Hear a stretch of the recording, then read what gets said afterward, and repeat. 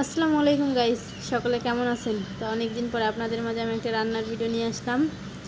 তো আমি ফার্স্ট পেঁয়াজ, কাঁচামরিচ, মশলা যেগুলো আছে তো ভাজতেছি। তো তারপরে একটা তেজপাতা, দারচিনি দিয়ে দিলাম। তো আমার যতগুলো মশলা দেওয়া লাগে তো আমি সেগুলো হালকা দিয়ে নিলাম, দিয়ে মশলাটা ভেজে নিচ্ছি।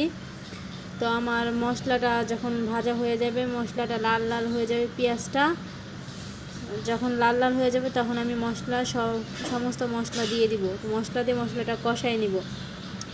তো আমার মশলা দেওয়া শেষ, মশলা দিয়ে কষাই নিয়েছি।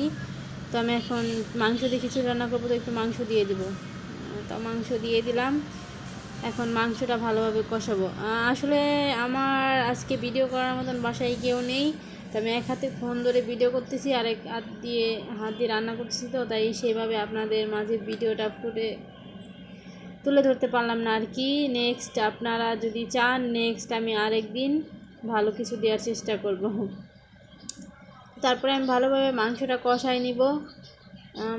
কষাই নিব কিছুক্ষণ। এখন রাখে দিব মাংসটা কষানোর জন্য। তো হয়ে গেছে মাংসটা কষানো, কিছুক্ষণ রেখে দেওয়ার পরে মাংসটা কষানো হয়ে গেছে। তো ভালোভাবে মাংসটা কষিয়ে নিয়ে তারপরে আমি এখন আমি চাল দিয়ে দিব। মাংসটা চাল দিয়ে দেবো, চালটা দিয়ে কষাই নেব। তো আমি আগে চালটা দিয়ে দিছি, ভিডিও করতে পারি নাই। তো এখন আমি চালটা দিয়ে দিছি। তো এখন এটাকে ভালোভাবে কষিয়ে নেব, চালটাকে সুন্দর করে ভালোভাবে কষাই নিব। অনেকক্ষণ কষানোর পর যখন আমার পুরোপুরি কষানো হয়ে যাবে, যে আমার প্রায় কষানো শেষের দিকে, তো আমি রাখে এটা কষাই নিচ্ছি। বাট আমি পুরো ভিডিওটা আপনাদের মাঝে দিতে পারলাম না, সেই জন্য এক্সট্রিমলি সরি। তো আমি ভালোভাবে কষিয়ে নেওয়ার পরে আমি চালটাতে পানি দিয়ে দিব, কিছুই পরিমাণ মতন আমি পানি দিয়ে দিব। তো পরিমাণ মতন পানি দিয়েছি, আরও পানি লাগবে, বাট আমি দিয়ে দিব, পরিমাণ মতন পানি দিয়ে রাখি দিব। তো তারপর প্রায় হয়ে গেছে আমার খিচুড়িটা, পরিমাণ মতন সব কিছু দিয়েছি।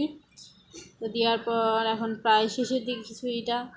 আর আপনারা বলবেন আপনাদের কার কার পছন্দ আর কেমন হলো রান্নাটা, অবশ্যই সকলে জানাবেন, কমেন্ট করে জানাতেও ভুলবেন না। তো আমার খিচুড়ি এই পর্যায়ে প্রায় শেষের দিকে রান্না শেষ। তো এখন আমি এটাকে কিছুক্ষণ ঢাকনা দিয়ে রাখে দিব।